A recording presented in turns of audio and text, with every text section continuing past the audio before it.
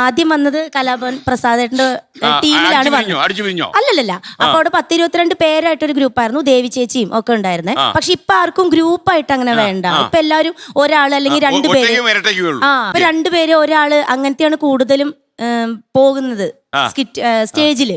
അപ്പൊ ഇപ്പൊ ഞങ്ങൾ 2 പേരുമാണ്. കൊല്ലത്തിലേക്ക് കടന്നു വിജയകരമായ എത്ര വർഷമായി? എത്ര കോണ്ടിനെന്റ് കടന്നു? എവിടെ അല്ലേ? ഏഷ്യ കടന്നോ? അമേരിക്കയില് ഒരു 9 സ്ഥലങ്ങളിൽ. അപ്പൊ ഈ ഇപ്പൊ നമ്മൾ സ്റ്റേജിലൊക്കെ ഇറങ്ങി നമ്മൾ വളരെ ബുദ്ധിമുട്ടി പറയുന്ന മിമിക്രിയാണല്ലോ. അത് കാര്യം തിരിച്ചു കിട്ടുന്ന പ്രതിഫലത്തെക്കാളും നമ്മൾ ചിരിയുണ്ടോന്ന് നോക്കുന്നത്. അപ്പൊ എങ്ങനെയാ ഒരു പൊതുവെ എങ്ങനെയാ?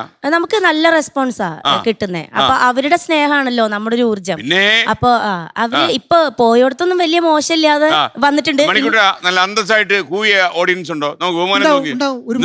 നമ്മളുടെ ഒരു കലാ ആവിഷ്കാരം അങ്ങോട്ട് കണ്ടിട്ട് അതിന് സർട്ടിഫിക്കറ്റ് പോലെ വരുന്ന സാധനമാണല്ലോ ഈ കോൽ എന്ന് പറയുന്നത്. സാർ അന്നേരമാണ് നമ്മൾ അപ്ഡേറ്റ് ആവുന്നത്. അപ്ഡേറ്റ് ചെയ്യുന്നതുകൊണ്ടാണല്ലോ നിലനിൽക്കുന്നത്. ഇപ്പൊ ഈ സ്റ്റേജിൽ പോയല്ലേ ഏത് സാധനം എറിക്കുന്നതെന്ന് പെട്ടെന്ന് പിടികിട്ടു? തീർച്ചയായിട്ടും. ഇല്ലെങ്കിൽ യൂസഫിനോട് ചോദിക്കണം. അങ്ങ് സബ് ഇൻസ്പെക്ടർ പദവിയൊക്കെ കഴിഞ്ഞു കഴിഞ്ഞപ്പോ ഇതിലേക്ക് ഇറങ്ങിയോ? ഞാൻ അതിനു മുമ്പ് നേരത്തെ തന്നെ കഥാപ്രസംഗം ഫീൽഡിലായിരുന്നു. കഥാപ്രസംഗമായിരുന്നു.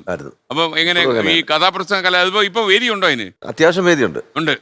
അത്യാവശ്യം എന്ന് പറയുമ്പോ മാസത്തിൽ ഒരു 10 എണ്ണം. ഓ, അത് ചെറിയ കാര്യമല്ല. എന്റെ നമുക്കറിയാം 10 എണ്ണം 11 ഉണ്ട്. 11 ഉണ്ട്. ഗംഭീര കഥാപ്രസംഗം. 11 സ്റ്റേജാണ് അത്യാവശ്യം. ഗംഭീര കഥാപ്രസംഗം. നമുക്കൊന്നും പറയാനില്ല. ഇതില് അങ്ങയുടെ സ്ട്രെങ്ത് ഏതാ? പാട്ടാണോ പറച്ചിലാണോ? രണ്ടുമുണ്ട്. അല്ല, എത്ര കൊല്ലമായി ഈ രംഗത്ത്? 45 വർഷമായി. ലോകത്തെവിടെയായാലും ഏത് സമയത്തും 24 വാർത്തകളും ഓഗ്മെന്റഡ് റിയാലിറ്റി പാക്കേജുകളും എക്സ്പ്ലെയിനറുകളും വിശദമായി കാണാൻ ഞങ്ങളുടെ യൂട്യൂബ് ചാനൽ നിങ്ങൾക്ക് സബ്സ്ക്രൈബ് ചെയ്യാം.